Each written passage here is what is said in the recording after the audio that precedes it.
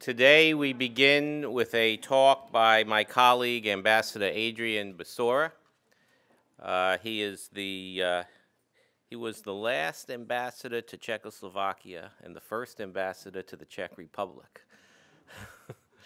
And he served as a director for European affairs on the National Security Council.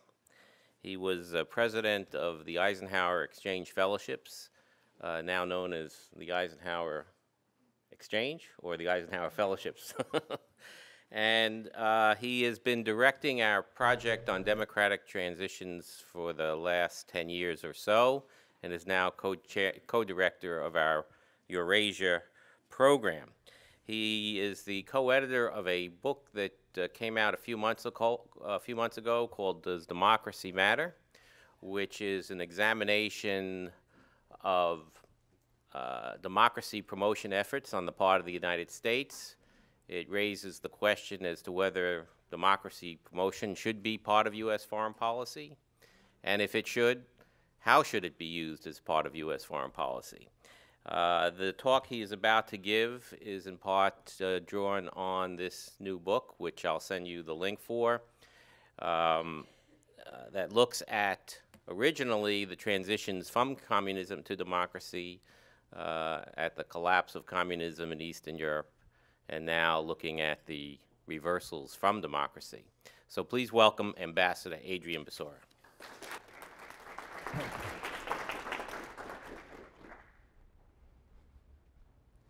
Thanks, Alan, and first of all, thank you all for being here. I saw a lot of empty seats just 3 minutes ago, so I was very concerned that yesterday's marathon schedule might have either disillusioned or incapacitated you. But as I said to many of you individually yesterday, your stamina is extraordinarily impressive. And I said at lunch, I mentioned that I figured that since I was deeply immersed in these issues and fascinated by every little datum that we saw on the screen or that different lecturers provided, I figured I might have a slightly easier time absorbing all that massive amount of pertinent information. But I was exhausted, and so I can imagine you who are not specialists in Eastern Europe, in most cases, most of you, might have had a lot to absorb, but I see bright and cheerful faces, so that's good. First of all, let me say that thank you, Alan, for the nice introduction, and let me thank those of, could I ask all of those that are associated with the Eurasia program to please stand, starting with Maya and Aya and Agnieszka and Colonel Hamilton, and any other fellows or senior fellows or? Mitch and Chris are on their way. Yeah, Chris, our second speaker, Chris Miller will be here, and of course for Rachel, who though not part of the Eurasia program, made this whole program today, yesterday and today possible. So thank you all. Okay, so it's a real pleasure to be here today in Philadelphia, which arguably, of course, is the place where the historic birthplace of the very concept of modern transitions to democracy. It's also an honor to share this podium and this weekend with so many extraordinarily distinguished scholars. And I want to single out the modest one who said very little, in other words, Walter McDougall, who was one of the great historians of the contemporary generation of American scholars, recognized as such with all sorts of honors and Pulitzer Prizes, et cetera, but who has been the father of this History Institute starting 20 years ago, and who has spent all of his time, as many of you have had a chance for individual conversations with Walter, but that is because he is convinced, we all at FPRI are convinced that history has a tremendously important educational role to play and is a tremendously important factor in making good government policy, making good foreign policy. And that's the perspective from which I come at it. Obviously, I was a foreign policy practitioner. So I'm not going to try to compete with all the distinguished magisterial lecturers that you had yesterday. Rather, I'm going to try to give you my own foreign policy practitioner's perspective on the issues of post-Soviet, post-communist democratization, and as we call it in our title here. Oh, this is the old title. Now it's called Post-Soviet Democratization and its Discontents, because it's not all been rosy, as you heard some discussion of yesterday, and the path ahead is not necessarily going to be that much rosier, at least for the short term. Today, my main focus is going to be on the post-communist transition since 1989, when the Berlin Wall fell. I wanted to make it clear that my perspective on the subject consists not only of having looked very closely at the post-communist transitions, but also from a 30-plus year career in the American Foreign Service, where in one way, and I heeded the call of John F. Kennedy, the New Frontier, the whole idea of helping other countries who were seeking more democratic governance, helping them through the Alliance for Progress and many other speeches and actions that that administration made and subsequent ones have as well. That service was, of course, it did include Eastern Europe, Romania, and more recently Czechoslovakia, and working on Cuban affairs at the State Department when Castro had already consolidated power, but also assignments in Latin America, which was almost entirely dictatorial when I first went there in the 1960s, and is now almost entirely democratic. Also in Spain, shortly after the fall of Franco, when we were helping still to ensure that that democracy, which was off to a good start in the late 70s, was consolidated. It was not at all clear. You may remember there was a coup attempt just a few years after Franco died in 1975 to try to restore dictatorship. And of course, I'm drawing, as Alan already said in my comments, my perspective on this, on these issues. I draw on this 10-year study of the post-communist transitions, which in fact expanded into a study of the main literature on transitology, as some political scientists call it, the post-authoritarian transitions of Latin America and other areas of the world, not only Eastern Europe. And of course, Spain and Portugal and Greece as examples even in Europe. All right, so, and as also as further background for just to give you where I'm coming from, as Colonel Hamilton did such a great job of yesterday, here's where I'm coming from. I want you to have that out front. So I was at the National Security Council working on European affairs, on detail from the State Department, when the Berlin Wall fell, when Ceausescu was gunned down in the streets right around Christmas time at the end of 1989, and when the first reform governments were forming in Eastern Europe, and in fact had the honor and the challenge of putting together a presidential mission to go to Poland to show with 3 cabinet secretaries and the head of the Michael Boskin, the head of Council of Economic Advisors, to go to Poland to, in effect, show the Polish government, we're with you. And we had 2 days of discussions with them. They want to know, how is this going to work? How can we do it? They wanted our assurances that we would help them, but above all, they didn't know what they were getting into. I mean, they knew it was going to be difficult, but they thought maybe we could help them figure out whether it was going to work, and if so, how. So that's my background on this. And then, as Alan also mentioned, I had the honor of serving as the U.S. ambassador in Prague. So at the NSC, I was able to help through interagency, pulling together propositions from different agencies, et cetera. I was able to help put together the policy of response to the fall of the Berlin Wall, the U.S. policy response. What do we do when this sudden miracle that nobody expected, the Iron Curtain fell, communism is gone or going? What do we do to take the opportunity positively? President Bush, George H.W. Bush, Bush father, said to us, I am not going to stand on the Berlin Wall and thump my chest and say, we have won the Cold War. Instead, let us engage the Russians. Let us have dialogue with the Russians. Let us help them figure out their own destiny, and the other post-communist countries, let's just help them, but let's not be aggressive about it. So, for 6 extraordinary years, so then I was as ambassador, of course, in Prague, initially shuttling back and forth to Bratislava and Prague before the Velvet Divorce occurred in the beginning of 1993, I was charged with implementing the very policies that I had helped to design to try to support these attempted democratic transitions. So for 6 extraordinary years, I was deeply involved in formulating and then, of course, implementing the policies that we put together on very short notice, and partly pushed by the Congress, by the way. There was a lot of internal bureaucratic resistance in the executive branch. Everybody wanted to continue doing the same old, and then certain congressmen and senators came over to Europe and saw the world was changing drastically. And of course, Brent Scowcroft, who was the National Security Advisor, and Bob Gates, his deputy, also saw that. And we were instrumental, I think, in helping to force the bureaucracy to think anew of this new strategic situation. Okay, so let me start with a preview of what I want to do today. I think all of our presentations yesterday were splendid, but the most splendid were those where Colonel Hamilton and Mike and Steve Kotkin, for example, said, here's what I'm going to tell you, and then I'll tell you, and then we'll come back to it and discuss it. So here are some of the things that I want to do.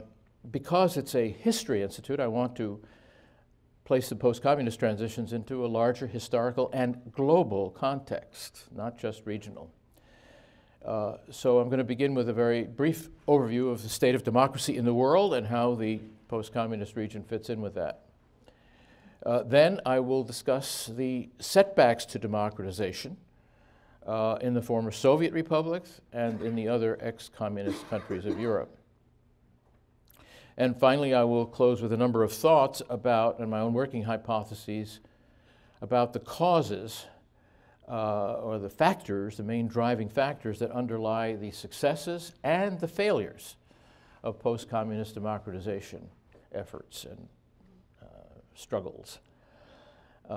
Also, I will talk a little bit about the authoritarian resurgence of the past decade. Not only the authoritarian counteroffensive, as we put it there, but also the internal factors that have led to regression. I also want to leave as we were instructed, and please keep an eye on my time, although I do have a watch, so I'll try to help myself as well. I want to leave plenty of time for discussion, and we'll encourage you to ask very candid questions, and don't, if you disagree or are dubious about some of the things that I say, please say so and ask me to justify them, because this kind of really serious discussion and debate is what leads to learning and leads to your decision as to whether or not anything you hear here today, or for that matter yesterday, is applicable to your students and worth sharing with them in one way or another. Okay, now I'm going to do all my colleagues from yesterday one better. In addition to telling you what I'm going to tell you, I'm going to tell you a couple of highlights ahead of my exposition. In other words, a couple of conclusions that I draw. So the first is that the transformations that occurred in the former Soviet Union, and especially in the rest of Eastern Europe, to use that term broadly, from 1989 to 2005, were absolutely remarkable, an extraordinary historic event.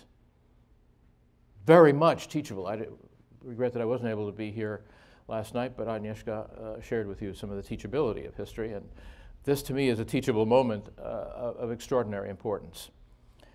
1989 to 2005. And you'll see in the graphs that I'm about to put on the screen, you'll see how dramatic the progress towards democratization was in that period, and it remains, in retrospect to me, highly encouraging to me and others who believe that global progress in democratization is a good thing for all of its problems and discontents, to use that word again.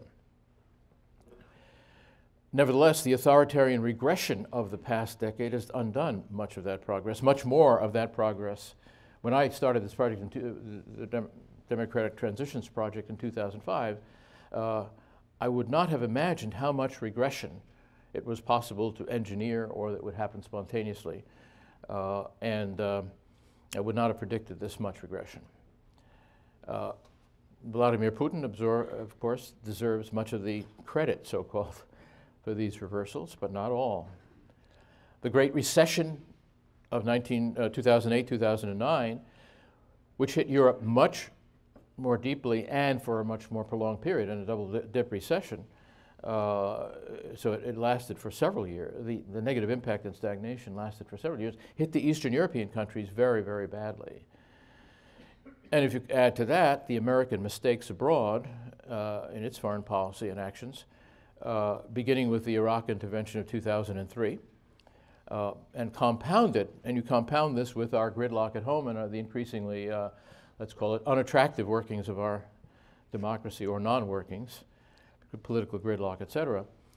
These have diminished our image and our influence and our leverage. And we were a big factor in the successes of the democratization successes of the 1990s, and are less so now. A third lesson stands out loud and clear, and this draws more on our book. By the way, we have two of the co-editors of the book, Maya Otarashvili and Agnieszka were the two co-editors, and Agnieszka wrote one of the key chapters, and that is the further scholarship that's required to understand the lessons learned from democratization efforts and their failures. All right, so that lesson that stands out for me, loudest and clearest, is that the road leading to the consolidation of democracy after long periods of dictatorship is very long, very sinuous, and very difficult. Some of the reasons for that is that history, and I underline the importance of history once again, and political culture, and we can discuss more about what that really means. These factors affect the nature of the route towards democracy very, very profoundly. And when communism fell, even though their political systems were all virtually identical, except in Yugoslavia where there's a little more liberalization, they all started out basically with the same economic and political model. And yet, as you will see in the graphs, even 20 years later, and now almost 28 years later, the results are extraordinarily different. There's a great dispersion of outcomes.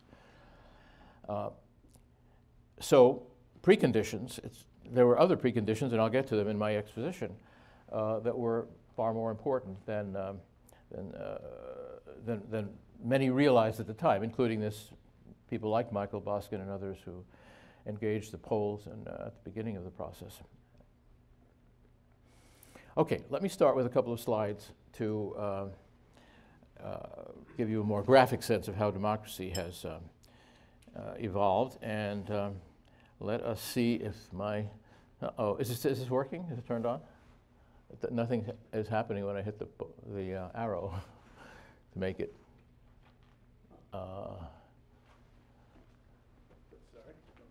Is it?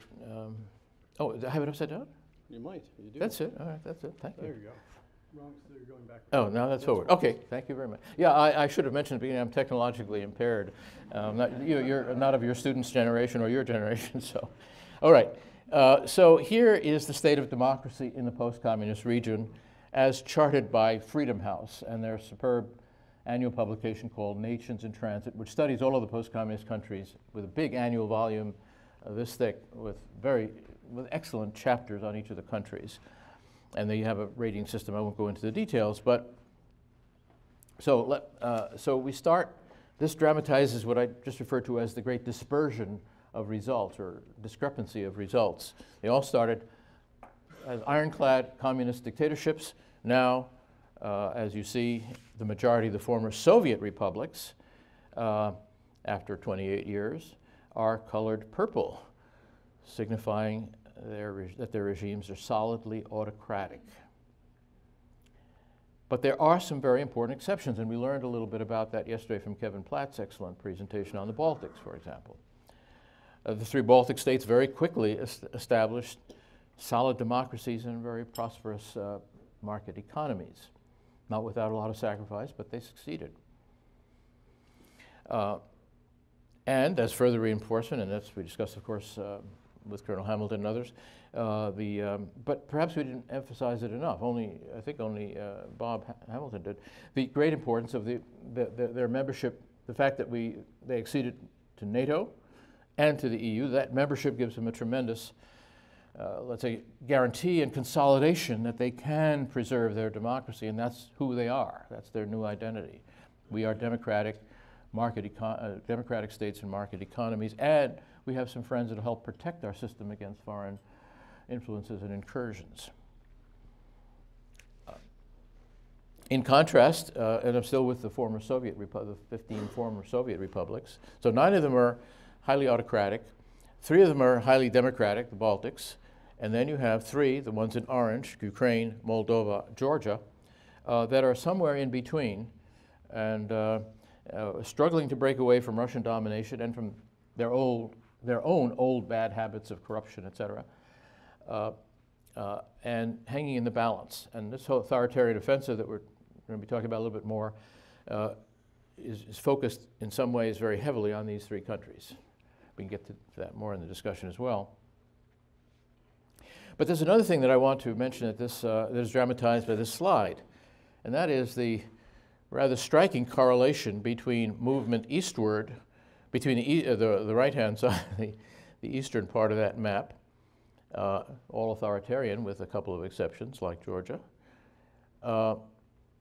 and everything to the west of the former Soviet Union is either democratic or somewhere in between, but not autocratic, not dictatorial. And we'll talk a little bit about some of the reasons that might explain that. Okay, now let me move to the next slide. This is the world. I told you I wanted to put it into a global context, and I think that global context is very important in understanding what happened in the former Soviet space, the Soviet domination, area of Soviet domination, but also in understanding the interaction between that historic change in that region and the rest of the world, back and forth integration, or interaction and interdependent dynamics, let's call it. So this shows the distribution of democracy and authoritarianism in the world. This freedom in the world discussion, it doesn't go in, doesn't have as highly refined a scale. Many of you are probably familiar already with Freedom in the World, the annual publication of Freedom House. So the purple countries are indeed they call them, Freedom House calls them not free. In other words, either totally or very leaning heavily towards authoritarianism. In between are the partly free countries that we'll come back to it later.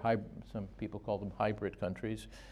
And then the green countries are the ones that are considered free. In other words, democratic, either highly consolidated democracy or at least an emerging, pretty well established democracy.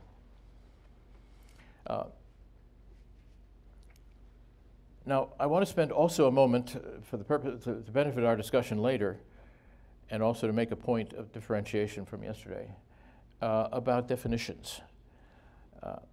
In my view, it's very a lot of the debate about democracy and what we should or shouldn't do about democracy, or what has and hasn't happened, or should be happening in response to the authoritarian counteroffensive or the backsliding of democracy, is confused, or people talk about each other because of the lack of a clear and common definition of what democracy is. What do we mean by democracy? And many scholars mean very different things, and many journalists use it in very different ways. And politicians, in their turn, use it in still different ways. And many of those ways are deceptive or misleading or confusing. So in my view, it is misleading to use the term democracy unless certain very basic conditions are met. And these are the conditions.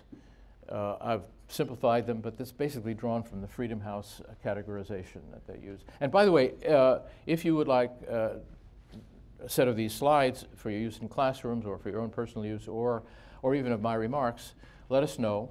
I guess I would ask you to let Maya and Rachel or Rachel know, and we can send them to you electronically. So it is, to me, it's self-evident once you talk about it, what democracy, for the term democracy to have any significant meaning, it certainly has to include regular and reasonably fair and competitive elections, and with political office that is realistically open, not just nominally open to a majority of citizens, without threat of harassment or impossible obstacles to overcome. You know, yes, you could become president of my country, but if you're married to a foreigner, in the case of Myanmar, then you can't become president because that, you know, that kind of exception is what I'm talking about. Secondly, there must be freedom of association and assembly. Again, that's pretty obvious once you think about it. And of course, none of the above can happen in the absence of genuine freedom of speech and a viable, independent written press and media, and now electronic media. Now, authoritarian regimes obviously represent the opposite of these characteristics that I just enumerated. For example, elections are heavily predetermined, even if the balloting process on election day is, you know, has foreign observers and they say, oh yeah, there was no fraud at the electoral booths. Elections are influenced and dominated in many other ways and well before election day. So they're heavily predetermined in the authoritarian countries. Political office is not realistically open to anybody who opposes the regime. And of course, they're lacking freedom of press, freedom of speech, of association and assembly. They're all severely restricted in an authoritarian regime. So those are the definitions at one end or the other of the spectrum. But there's a very interesting and tremendously, and in terms of our discussion of the dynamics of going forward and going backwards in democratization today, perhaps the most interesting group is this third, what Freedom House calls the hybrid regimes, or partly in their nations in transit they call it hybrid regimes, or in the World Survey, partly free countries. But I find the way that two authors, which are worth your looking at if you want to probe more deeply into this, deal with it a little bit more accurate or more provocative of thought and insight. And that is Stephen Levitsky and Lucan Wei, who have a magisterial work called Competitive Authoritarianism. They call these competitive authoritarian regimes. In other words, in between democracy and full-fledged consolidated dictatorship, there's a very large range of countries, and they have certain dynamics that distinguish them. And one of them is, are we okay? Oh.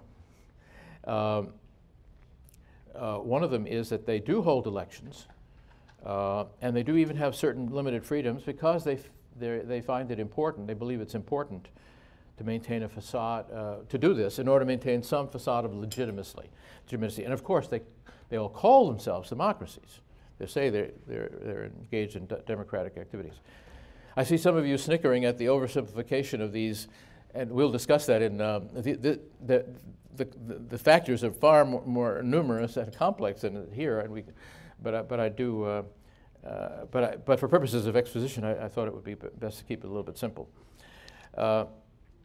So, in these countries, of course, the process, even though it has some facade of democracy, is always heavily tilted to the party in power or the dictator, and you know who's going to win the election.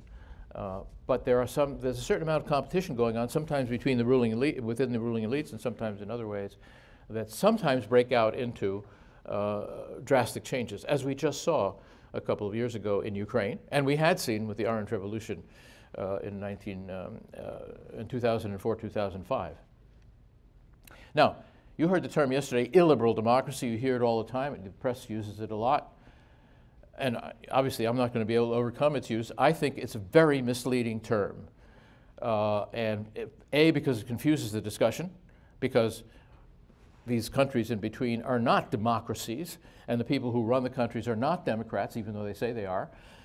Orban in Hungary said, we're moving towards this wonderful new model called illiberal democracy. That's nonsense. He's going as far as he can in the direction of total authoritarian control. But that label helps him to maintain some respectability because people listen to it and think, oh, this means something. So I think it's highly misleading to use that term, and it papers over the fundamental fact that there's there's very little, if any, genuine public influence on who gets elected and what government policies are, which of course is what democracy is all about.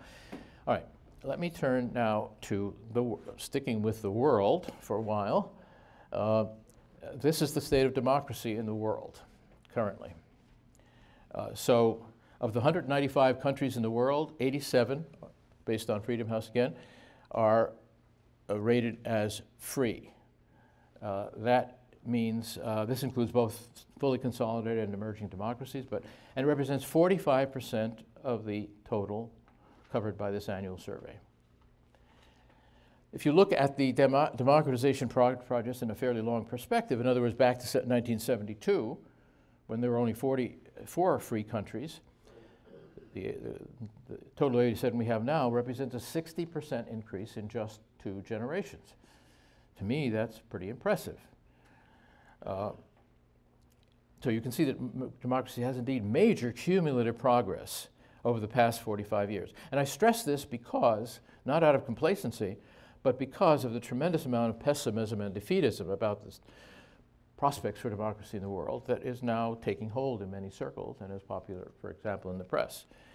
So we'll come back to this longer-term perspective in a moment, but the trends that I want to underline today, right now, are 2 in this very graph. The first, just looking at those trend lines, the first is the very sharp increase in the number of democracies in the world from '89 to 2007. That's why we drew these, why Maya was able to draw for me these vertical lines to show you the difference from 1989 to 2007 between the 2 black lines. Look at the steepness of that curve. And then from 2007 or 8 onward, you see it's not only does it stagnate, but it actually begins to decline a little bit. So the very steep rise in the graph after 1989 coincides with the fall of the Soviet Empire, and it's explained partly, but not entirely, by the large number of post-communist democracies that have emerged. As you know, there were, in 1989, there was the Soviet Union and 7 Warsaw Pact countries. So we had something like 9 communist countries. Now there are 29 independent nations, post-communist countries, and a great majority of them are either free or partly free. So that contributed heavily to the numbers, but also the impact of the fall of the Berlin Wall had a psychological effect and demonstration effect elsewhere in the world. So it's very much related to what's happening in the world as a whole. Just a couple of comments on this. This gain coincides in part, the causes of it. The fall of communism, of course, was the major factor. But also in the 1990s, the US image was riding very high in the world. You know, the successes of the United States, our democracy was functioning well, and we, quote, won, unquote, the Cold War. And the really negative sides and failures of communism became much more apparent in retrospect once the Iron Curtain fell. Furthermore, the failures of the old autocratic Soviet method became much more fully revealed, and that whole generation in post-communist countries saw how much better, had learned to see, or quickly learned about how much better things were in material sense, but also in terms of freedoms in the rest of the world. And at that point, in any case, another factor, until the mid-2000s, that is that Moscow had stopped intervening against democracy and in favor of its autocratic model. So let's turn to the other slide, just showing the converse of this. I'm going to distinguish between those 2 lines. As a natural corollary of the number of the percentage of democracies, you see that red line, 25%. We went from 40 plus almost 50% that were only that were not free. That were only part. I'm sorry. No. Okay. I want to make a distinction between the 30% that are. I think this graph is actually, there's a mistake here. The green line, the blue line is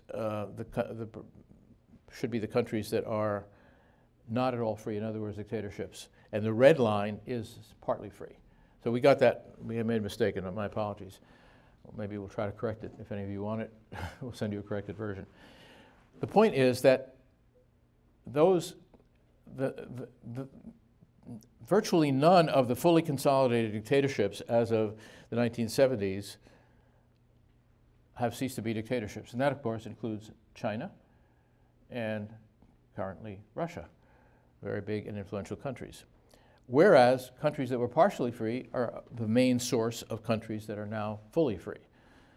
Again, that intermediate group that I referred to earlier is very important in understanding the dynamics and the overall picture. Now,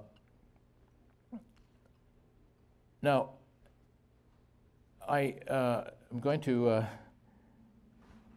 spend one more, what's happening here? Yeah, no. One more minute on the historic and even longer term perspective into which to set the specific things I'm going to say about post-communist transitions. That is Samuel Huntington's approach to the subject. I found his analysis of the waves of democratization. You've probably all heard of or read The Third Wave, published in 1991, Samuel Huntington. I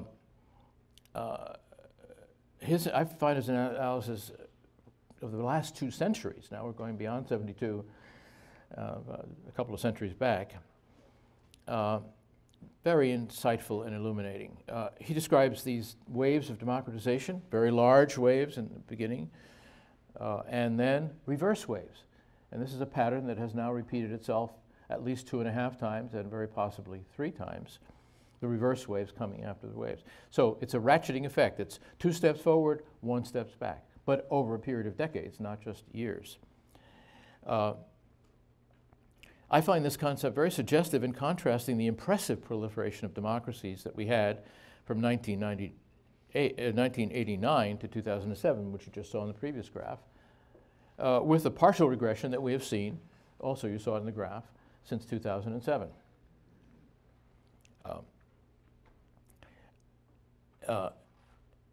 So as you can see, the great increase in democracies that we just talked about a few minutes ago are all part of this third wave of democratization that Samuel Huntington dates starting in 1974, partly because that was the year when the Helsinki agreements were signed. And that, to him, was one of the causalities. Partly because the communist system was beginning to show its failings much more clearly, and because of industrial, there are a whole bunch of reasons, and we can get into that later if time permits. So these, and as I already mentioned, the post-communist transformations were a very important part, but not all, of the explanation of the size of this third wave, which, as you see, has 30 countries becoming more democratic by his measures. And today, one of the key questions that we face is whether or not this wave has now come to an end, this third wave, and whether we are therefore at the start, or have been over the past decade, at the start of a new reverse wave. And certainly the countries that you see there, Russia, Kazakhstan, Kyrgyzstan, Belarus, Hungary, I mean, some of them had a little bit of, or apparent, had been either correctly or incorrectly measured as having begun to become more democratic. Now they're all consolidated democracy. And even Hungary, which was one of the front runners in democratization, is now falling way behind. And now Poland is seriously threatened as well. So are we in a third wave? That's one of the questions. I'm not going to give you a definitive answer. I fear that we may well be at the beginning of a third wave, but Larry Diamond and others who are far more expert than I feel that maybe if the West mobilizes itself properly, we can stop this from becoming a full wave and consolidate the gains, the enormous gains of the past 40 years. Okay, now let me see. Let me go back to this slide. And talk a little bit about the so now we're back, just bringing you back, as I promised to, a little more slowly than I had intended, back to the region, the post-Soviet region.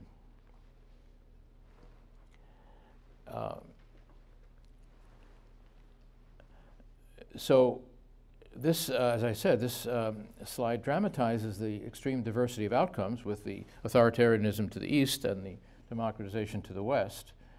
And I'll come back, I've already discussed some of the reasons, but I'll come back to that later. I just want to set that in bringing you back to the subject, and then go into a slightly more detailed analysis that I'll go through very quickly, country by groups of countries. Now I'm talking about the five different types of countries that you see in the color scale, but that I will comment on individually. So here are what Freedom House considered to be the Democratic frontrunners, and they were calling them, as of the year 2000 at least, they were all considered consolidated democracies by Freedom House's judgment and measurement techniques.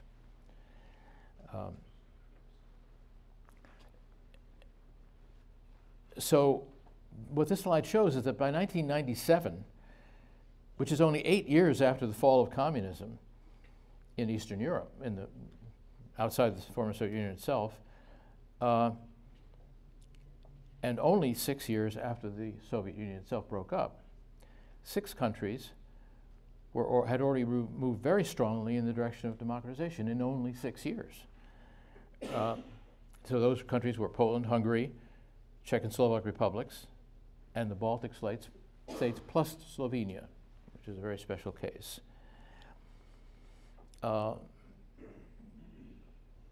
this pattern, so until 2007, you saw that the only one, the red line is Slovakia, and that was a very special case with Vladimir Mečiar. This time at the coffee break, and anybody's interested in knowing about Vladimir Mečiar and how he worked to set back democracy, and my struggles with him personally when I was commuting back and forth from Prague to Bratislava, I'll tell you about it.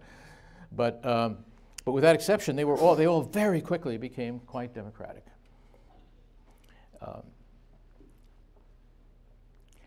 And that pattern, you see all those countries until about 2000, that continued to be the case not only until 2007, but in most cases, with the slight exception of Poland initially and the larger exception of Hungary, they also continued to be quite democratic. But then there was some slippage in Poland that has gotten much worse very recently, and a very steady and worrisome slippage in Hungary.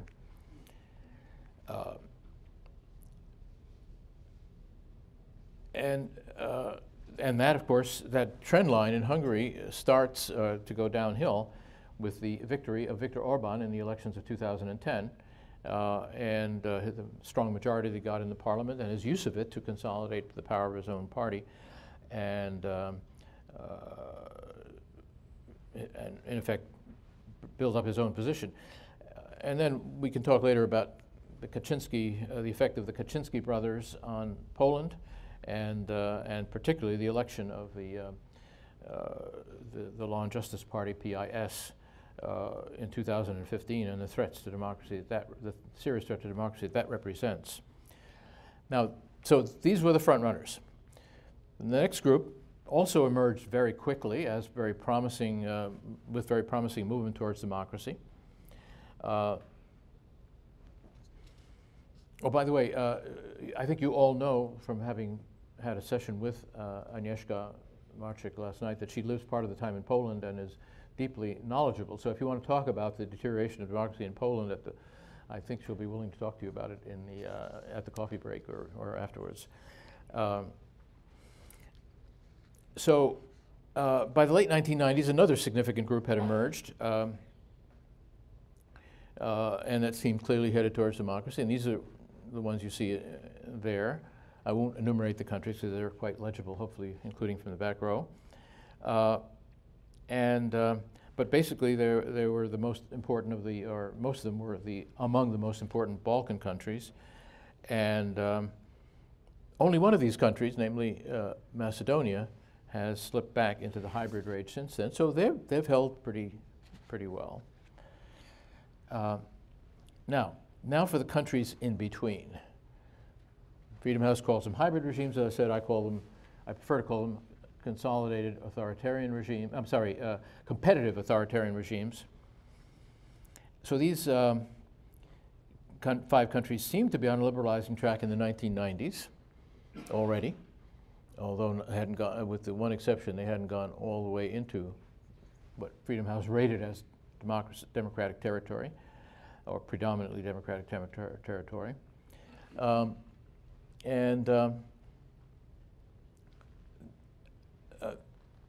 they've been on a pretty solid liberalizing track. The exception to some extent is Moldova, and you heard something about the reason. No, sorry, we did. We had a seminar on Friday afternoon with a Moldovan think tank scholar talking about why Moldova has, and Colonel Hamilton's Frozen Conflicts presentation also helped to understand it, why it's a special case. First of all, lack of a very strong national identity in contrast with the Baltic countries that you heard from Kevin Platt. But also very heavy Russian intervention and poor leadership, and corrupt leadership. Leaves that country very much teetering on the edge of going back to authoritarianism. And we can again discuss that case if you're interested in the Q&A period. Now, the case of Russia, of course, is the most important. Sorry, I'm now switching to the next slide.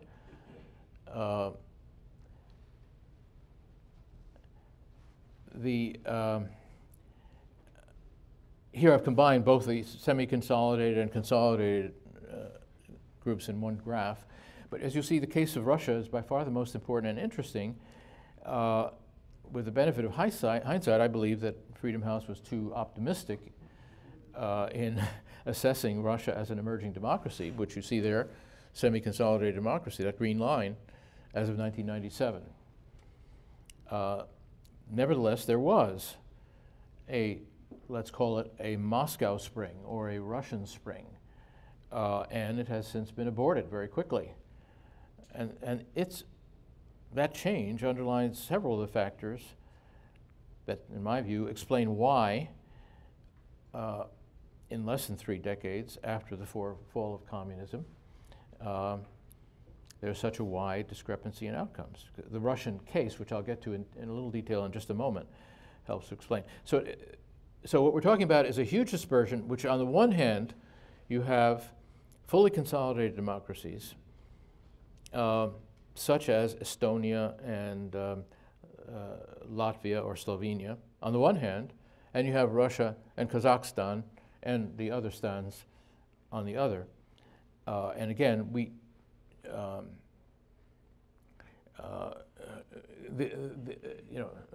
history is very, very complex, multivariant, et cetera. So I'm now going to turn to the explanations or the hypotheses as to why these outcomes are so disparate.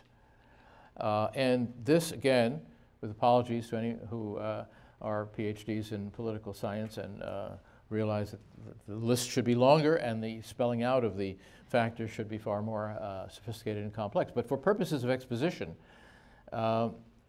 these are some of the things that I think you have to look at in trying to understand why the outcomes are so different in Russia versus, let's say, Estonia.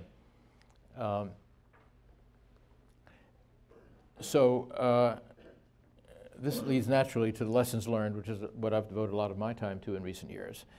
I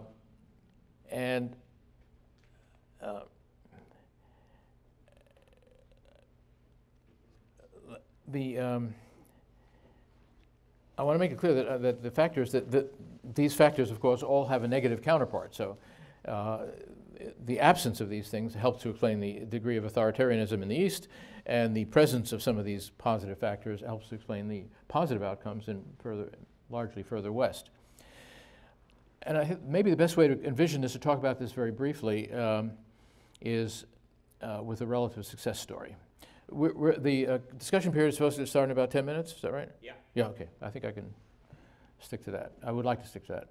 So I'll go very quickly, and stop me if you don't understand something that I've said too fast. Let's start with a relative success story, and of course the one I know best, Czechoslovakia. As of 1989, as you saw in the earlier graph, it rated very high on many of these. Well, it was one of the front runners, and it rated very high on all of these criteria. I'll just give you a couple of examples of that.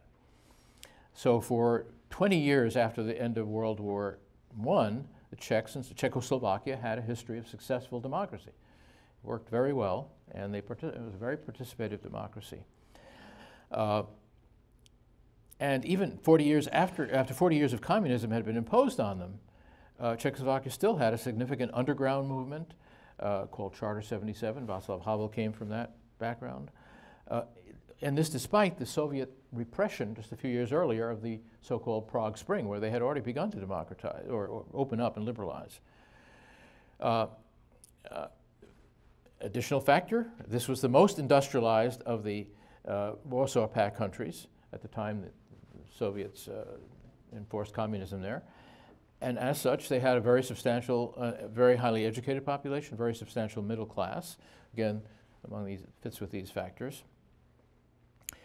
And then, after communism fell, they put into effect one of the most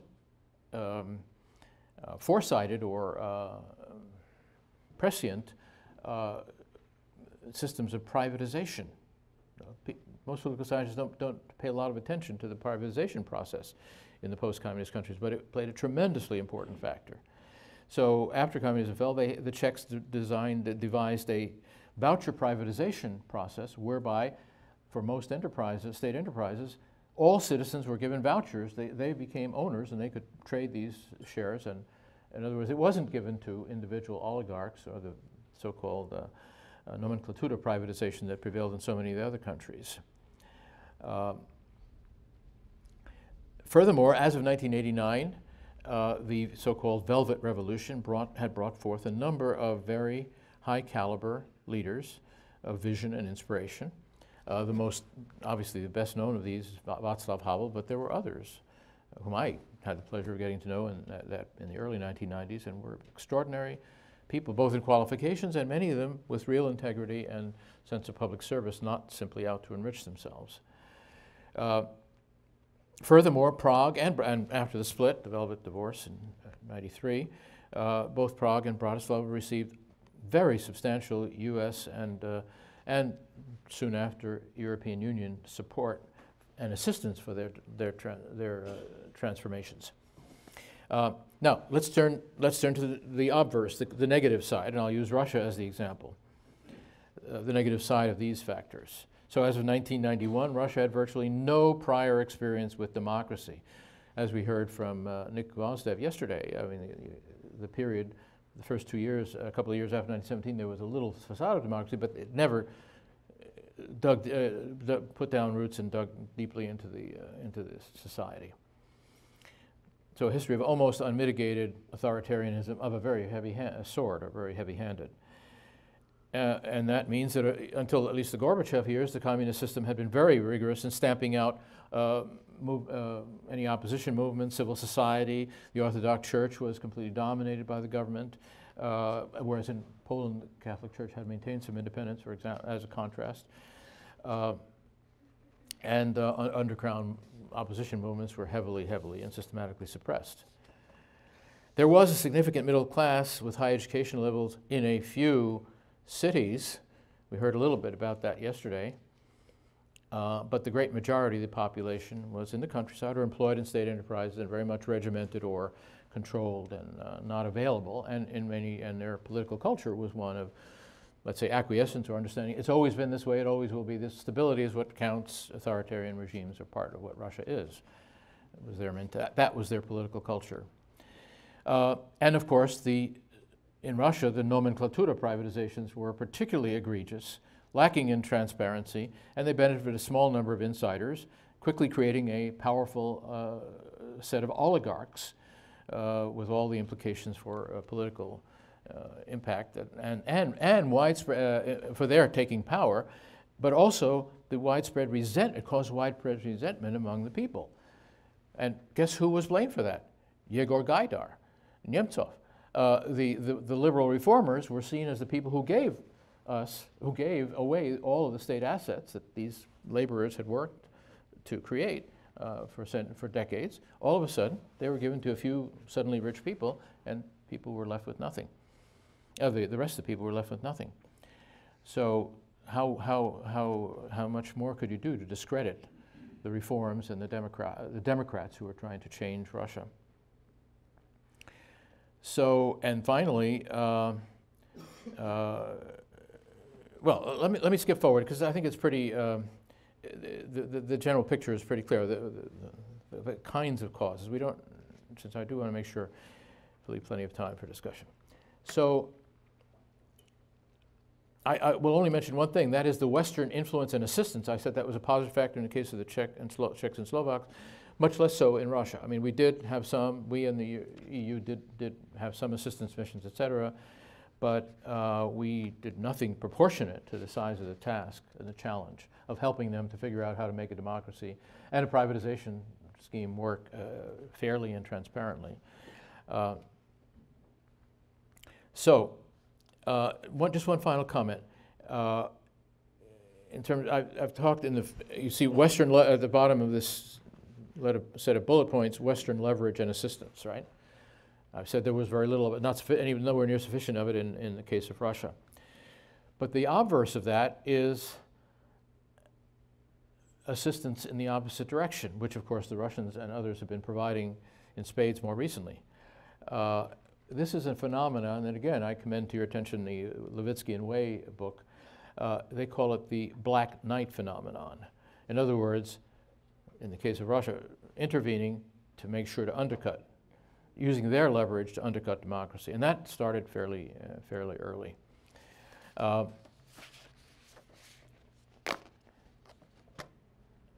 And it became more systematic, of course, once Putin had consolidated power in Russia, and B, once he saw the Orange Revolution occur, 2004, 2005, and saw that and correctly realized that that was an existential threat to his regime and to him personally.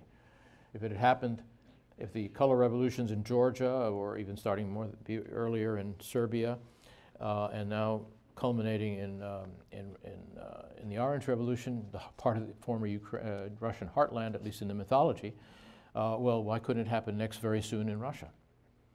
Strong motivating factor for the authoritarian counteroffensive, which Putin has led. And okay, much more could be said in doing justice to the reasons why a majority of the former Soviet republics, because what I've said for Russia was true for the vast majority, all the purple states and the 9 autocracies in the former Soviet Union. Now, one quick pause. The existence of both favorable and unfavorable preconditions, historic, political, culture, and others that I've mentioned, institutional, is only part of the story. We still need to explain the stagnation, and in some cases regression, that's set in 2007 in the chart that you saw, making that dramatic. So here's very quick, and now I am running over time by about 3 or 4 minutes. Very quickly, some of the factors that I think explain the drastic change that you see in those graphs, and that is carried out, that you see in the headlines in many cases these days in the media, and we need to explain them. So here is a quick and obviously, admittedly, overly simplistic, but still hopefully suggestive set of factors as to why the trends changed so drastically after 2007 in the former communist area. First is the rise of Putin in Russia, and I've already alluded to that. The second is the Great Recession in Europe after 2008. The third is democratic and the long stagnation and economic impact on these countries, on the transitioning countries. The third is democratic disillusionment for some of the reasons I've mentioned, but others we can get into in the discussion. The fourth is the authoritarian counteroffensive, and which is abetted by Russia's restored leverage in the region, as Putin has brought back the economy and stabilized it, and modernized a lot of their military. A third of the, I lost track. The fifth is the fifth is the diminished leverage and engagement of the United States and of the European Union, and I would call it even fecklessness, not just diminished engagement, and certainly our diminished credibility as democratic models. And finally, a factor that I would mention, and I've alluded to in the case of Putin, individual leaders who have made a difference, both in some cases for democracy, in other cases strongly against democracy. Now, I'm going to race through these because time is at hand for discussion. I've already mentioned how that the 2008 recession lasted longer in Europe. It hit the post-communist countries far more powerfully. They had just begun to recover from the transition from these very inefficient command economies to market economies. And in 2009, some even had double-digit decreases in their GDP. And they got rather little help from the West. So the sacrifices that they had to make to restore their economies were very, very painful. And this caused a lot of people to lose faith in the workings of the Democrat. Either they blame the democratic system, their democratic leaders for the pain, or they blame the capitalist economic system. And of course, by then, we're hearing a lot of propaganda about how bad it is, the democratic system, and et cetera. So the timing could not have been worse of that recession and its duration. Secondly, that whole process was a factor in the democratic disillusionment because they were all of a sudden suffering economically, whereas they had promised utopia when they moved to the West and adopting the Western political and economic models.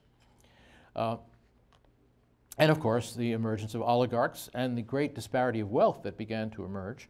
There was some disparity de facto under the communist system, but it got much, much more dramatic and more transparent after communism. All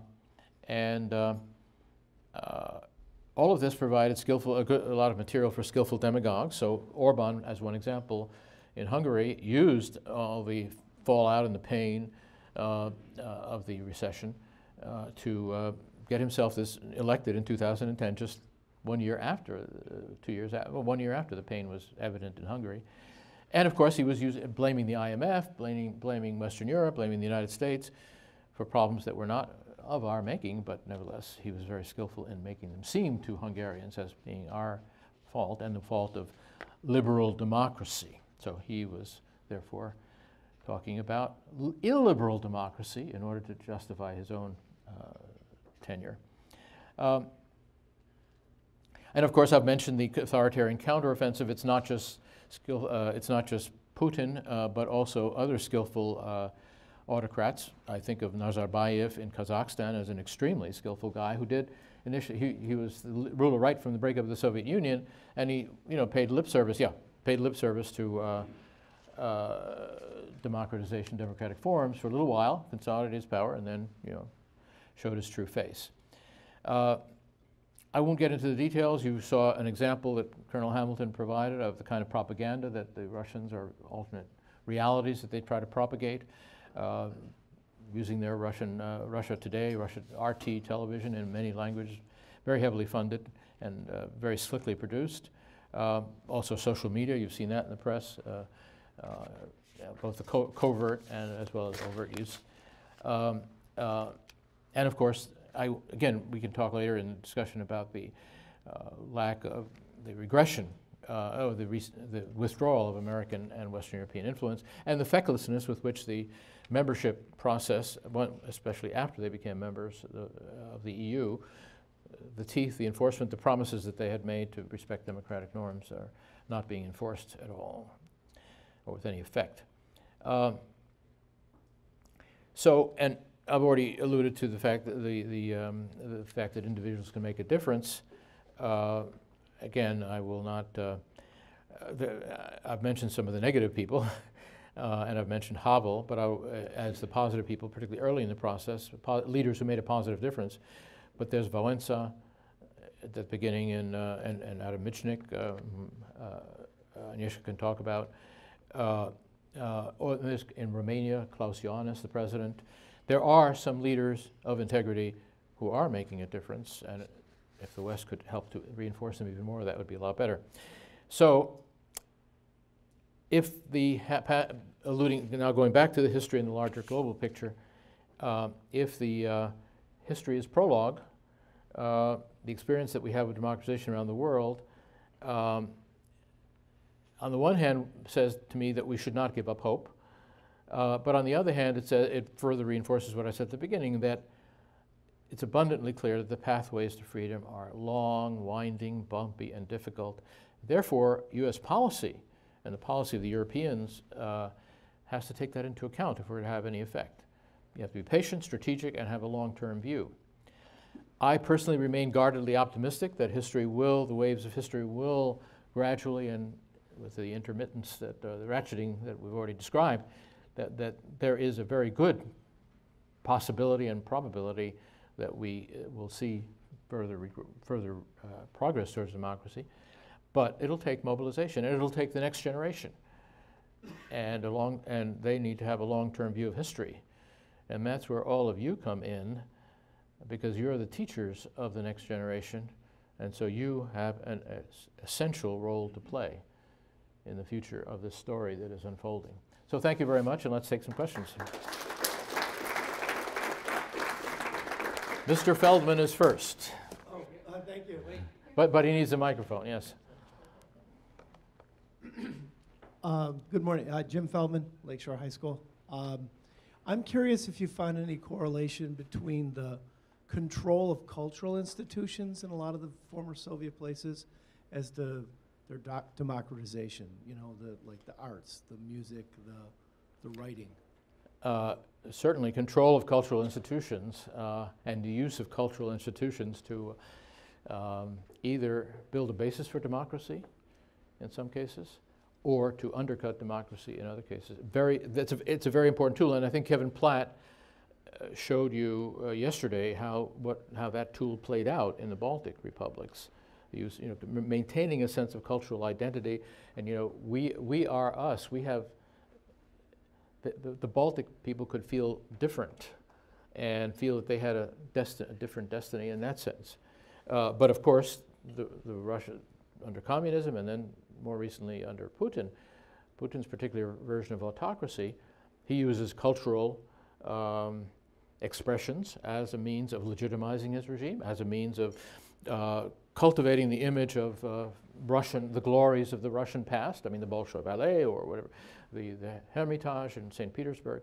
They put a lot of interest and effort into this, and I think it helps them create this alternative mythology of what at one point Putin was calling sovereign democracy or managed democracy, but above all, Russian democracy, the Russian approach, Russian grandeur and Russian greatness. I think the cultural institutions in Russia are used to perpetuate that image. Does that address your question, or were you aiming at something a little different? I was kind of going more like if you talk about how the Lithuanians had this love for basketball, and were there institutions that the Russians didn't control as much in, say, like the Czech Republic, as opposed to, say, in the Kazakhstan and such? Well, first of all, the answer is different for the USSR and versus the Warsaw Pact countries. There was more liberty, somewhat more openness and liberty. Second, it varied over time because there were periods of détente where more, so one of my jobs was the University of Illinois Jazz Orchestra was allowed to come to Bucharest when I was the junior press and cultural officer at the embassy. And an exhibit of American art, some of the great abstract impressionists, a fabulous show. And it drew droves and droves of people. So in that sense, the opening enabled us to use cultural diplomacy in a very positive way. And then the closing of that, of course, in periods of increased oppression, those things were closed off. But in the meantime, a lot of theater life and other things. However, in a place, a lot of the, at least Eastern European intellectuals and some of the Russian intellectuals were extremely clever. So so Havel wrote these satirical plays, and they were actually performed on stages in Prague and throughout Czechoslovakia, and they had a subversive message. In other words, they were making fun of the communist regime, while not quite. They were showing some of the falsehoods or the hypocrisy of the actual practice versus the rhetoric. So again, in many cases and during many periods, the communist regimes caught on to that and repressed it and used the lack of that as part of their. So that I think that's as far as we can go on that for now. So who's next? Yes. Is it pronounced Leonore? Leonore? Yes, Leonore? I think of the Leonora Overture as one of the great pieces of music, including the Paean of Democracy, and of course, just Beethoven. And, Wonderful. go ahead, Thank please. you. I have so many questions, and thank you so ask much 2 or for your 3 and I'll try explanation. to answer. But going back If to you keep them how- brief. If you keep them brief. Okay, I'll keep mine brief. Yes. Going back to how you began your session with how history has a tremendous role to play. And I think we and all of our students know about the Treaty of Versailles and the harsh treatment of Germany after World War I. But Hungary and how it was treated after World War I is not discussed nearly as often. And I'm wondering, to what extent do you find World War I still a factor in Hungary today? I think what happened after World War I, not the war itself so much, but the solution, the Versailles Treaty in 1918, tremendously important in its implications. And in the case of Hungary, one of the, of course, outcomes was the split up of the Austro-Hungarian Empire. And Walter, correct me if my historical facts are a little bit off.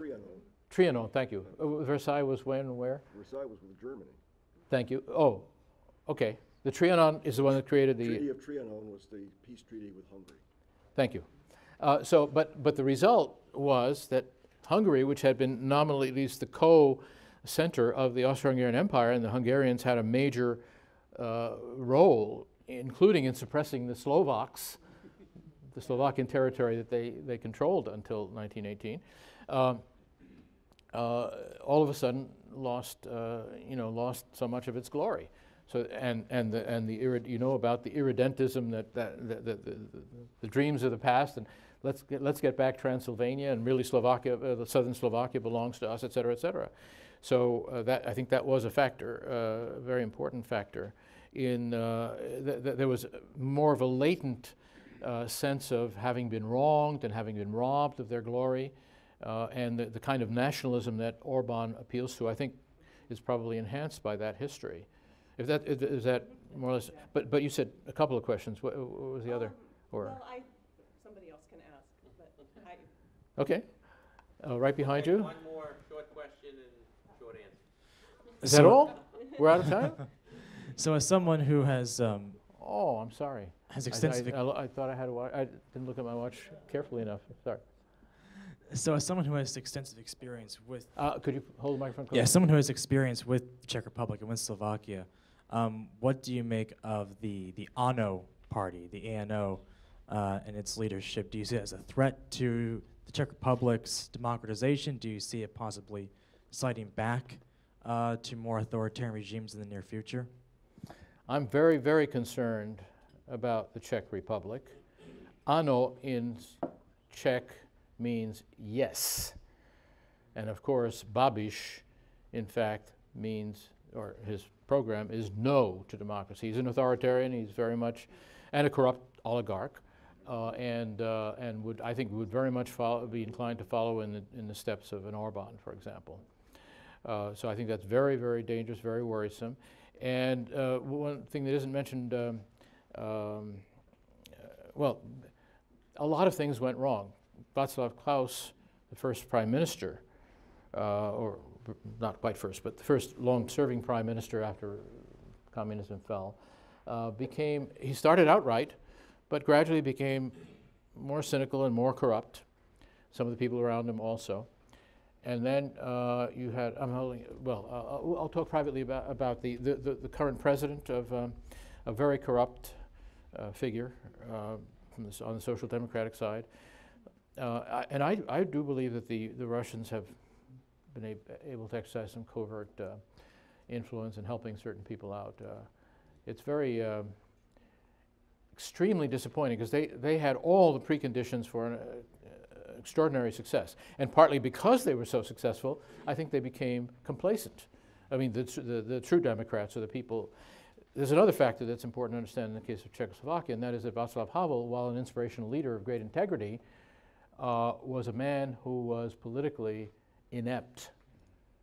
He didn't know how to maintain power. He didn't know how to use his persuasive powers to translate them into a political movement that really could, because you have to have You have to create structures. We didn't talk about the institutions of democracy, but political parties and political movements are tremendously important. And he failed to keep together the movement.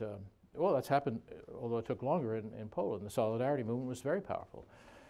So was the Charter 77 that became.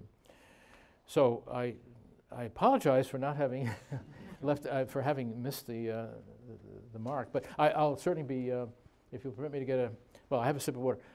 Happy to talk to anybody who'd like to whose questions aren't answered now. I'll be right here, and again, thank you all very much. Okay, thank you.